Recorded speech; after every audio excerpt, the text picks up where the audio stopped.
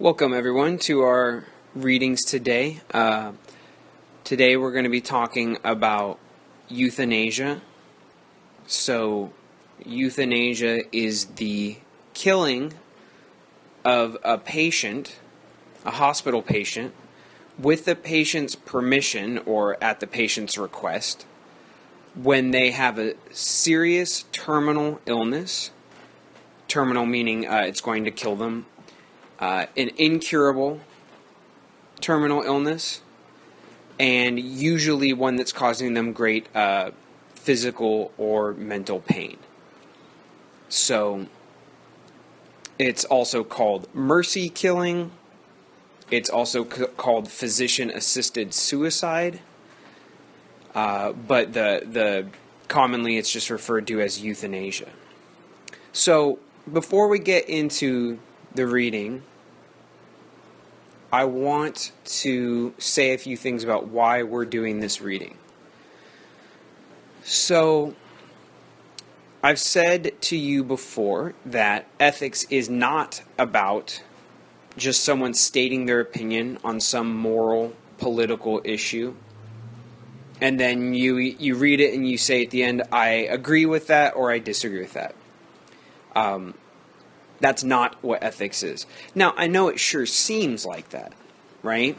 So what we're going to do today is we're going to run this article by Gay Williams as a sort of test case to see how ethics actually works. And by ethics, I mean our ethics class, not necessarily being ethical in the world, but how our class works.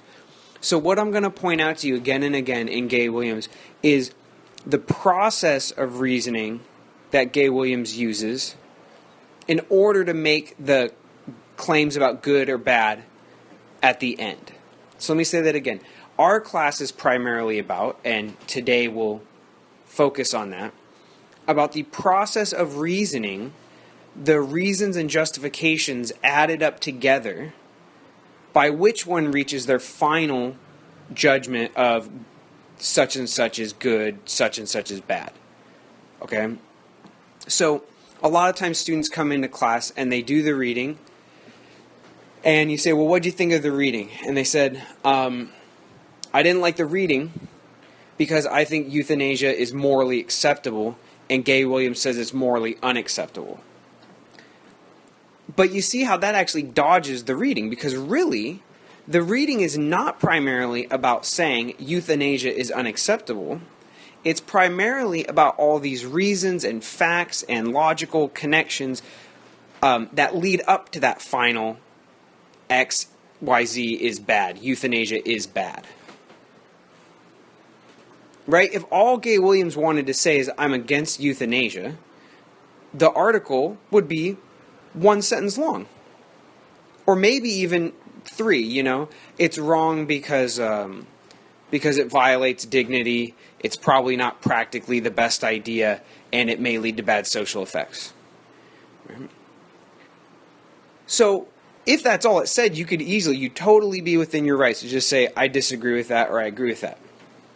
But the point of our class is all the stuff that Gay Williams says before those three short sentences that are supposed to be proof and support and good reasons to agree with Gay Williams. I'm going to say this sort of bluntly. For our class, I actually don't care what you think about euthanasia. In terms of papers and tests, I mean. Okay? I do not care what you think about euthanasia, whether you think it's morally right or morally wrong. For tests and papers, I care at a personal level, and when I ask you questions about what you think about it, of course, that's what I want to hear. But for papers and tests, it's not the end result of XYZ is good or ABC is bad. That's absolutely the least important thing for our class. Okay, that is where they end up. That's their final point. What's much more important are all the individual steps, all the individual proofs and points they make that lead them to that point. So the path they walk in order to get to their final judgment, that's what's most interesting for us. And the reason why is this. All of us have opinions about what is right or wrong. But just because you feel something and have an opinion about something, that says nothing all by itself. Right? Now, you're allowed to have that feeling, and you should have those kinds of opinions and feelings. But those feelings and opinions are not going to interest anybody else. Right? You might as well tell them about your dream. You ever tell someone about your dream? And they're bored out of their mind, right? If you just walk into a room and go, guess what? I'm against abortion. No one cares.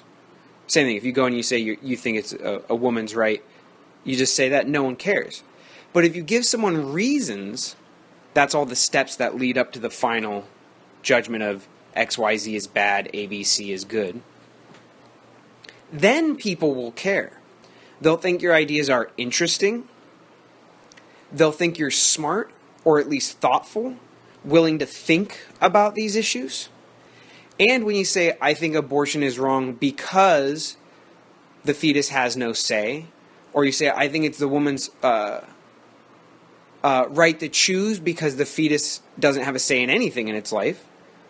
That's just what it means to be a fetus. Then people have something that they can respond to. If you just say, I'm against X, the other person's just going to go, yeah, I'm against it too. Long, boring pause.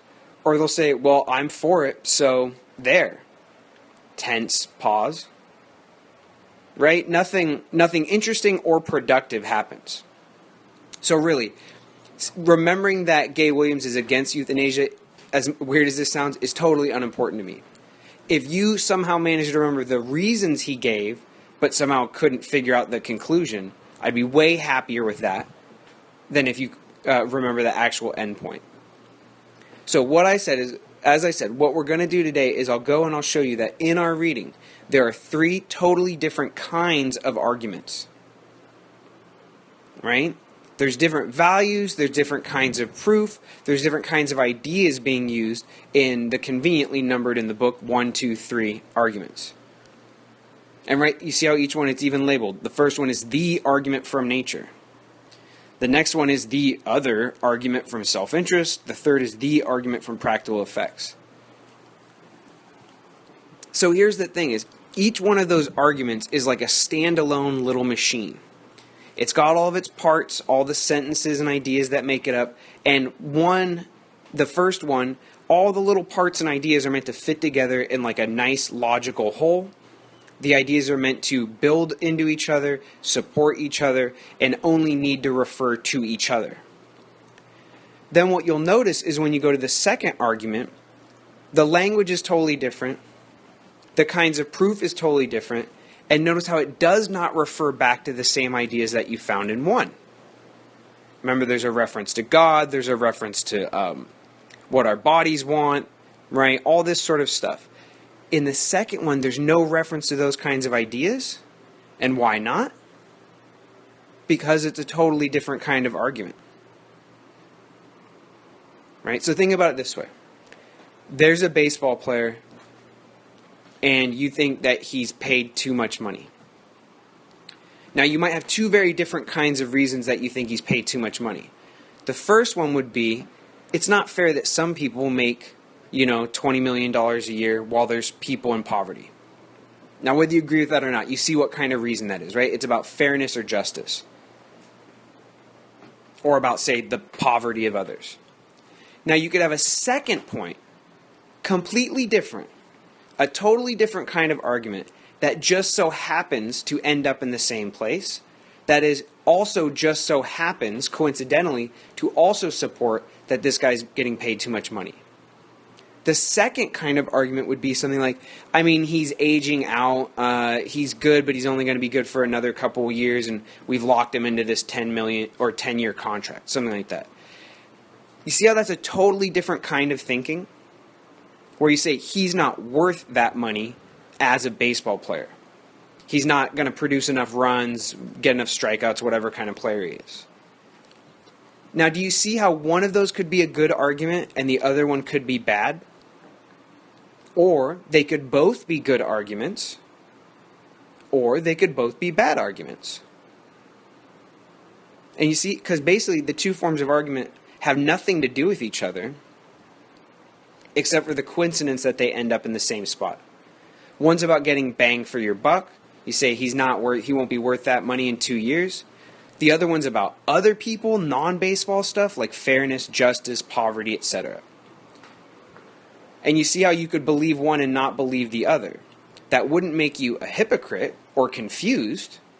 It would simply mean that one argument in its whole own place by itself makes good sense, and the other one, because it's a different kind of argument, a different machine in a different part of the room, doesn't work. So, before we get into the reading, I just want to say, as you read Gay Williams, you could agree with one of these arguments and not the other two.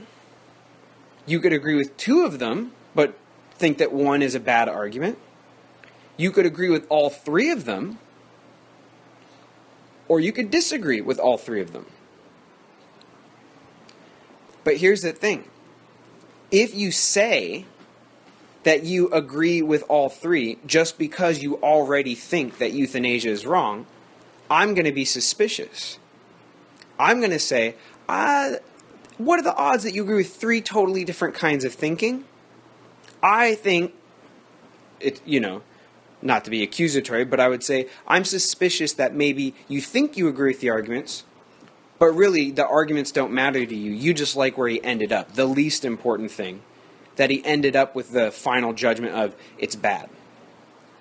Similarly, if you disagree with all three of them, once more, what are the odds that all three of them you totally disagree with, even though they're totally different kinds of ideas? If you disagree with all of them, and your view before reading this happened to be that you think euthanasia is fine in certain situations, I'm likewise going to be suspicious in the same exact way. I'm going to say, oh really? You think all three are perfect arguments, even though they're so different, and they all just so happen to agree with the position you held before. So of course, I'm not going to interrogate each one of you, and I'm certainly not going to say I don't believe you to any of you. That's, I'm saying it sort of dramatically. The point is, when you do these reasons, or when you do these readings, if all you do is smile when the author ends up saying the thing you believed before you ever read the reading, then you're probably not doing the reading very closely. And sort of reverse it, same thing. If you frown and think the author is, quote, wrong, just because their final judgment is the opposite of yours, I'm going to say, look, they might be wrong, but don't look to the final judgment to see if they're wrong. Look to all those steps leading up to the final judgment. That's really what you want to deal with. Okay? So, that's enough sort of context. What I've just said there, or here, in slightly modified form will apply to everything we read. We don't really care about the endpoint, the yes, no, pro, con, for, against. We care about the process of thinking that leads up to that. Right? One final point about this. It's just sort of an interesting bit of trivia. Gay Williams is not a real person. So the author of this wrote under a pseudonym, which is a pseudo name. It's a name you make up, because they are actually they think euthanasia is morally acceptable. And in their class, when they wanted to teach euthanasia, they wanted to teach a variety of positions on it. And they thought that the things they could find to teach their students, they weren't happy with any of those readings. So they made up their own reading. But do you see how interesting this is? That person writing under J. Gay Williams, that hyphenated last name, themselves does not necessarily believe these arguments. So, 2 points I want to make about this. This sort of taking both sides, devil's advocate, is something that philosophers are very good at. And it really makes you good at being sympathetic to other people's arguments, even when they're wrong. And it also makes you very good at picking apart flaws in their argument, even when their argument's pretty good, because you've sort of run through every way of thinking about it. you've seen the strengths and weaknesses of all possible responses to the issue. It's great training if you want to go on to law school. It's also great training if you want to win arguments when you disagree with people. Second point is this. Gay Williams has deliberately left a few small problems in each argument. And we'll talk about those after I show you how the argument works. I'll show you the possible problems with it. And Gay Williams did that for us as sort of like a thinking experiment for ourselves. These arguments are good, but they're not perfect. And the savvy reader and the sharp thinker, it's like a detective hunt, can see where things are not quite as strong as they could be. And the diligent reader will either be able to pick apart that weakness or add a little something that sort of protects or secures that weakness so that it's not a fatal flaw in the argument. Okay, that is, Gay Williams is left sort of like Easter eggs for us to find. And when you find the problem in the argument, you can either fix that problem and make it stronger, or you can sort of try to pull it down and make it weaker. Okay, so that's enough summary and context, both about this reading, but about our class in general. So I'll stop this recording now. We'll start the other one about the actual arguments in 1 second. Thank you.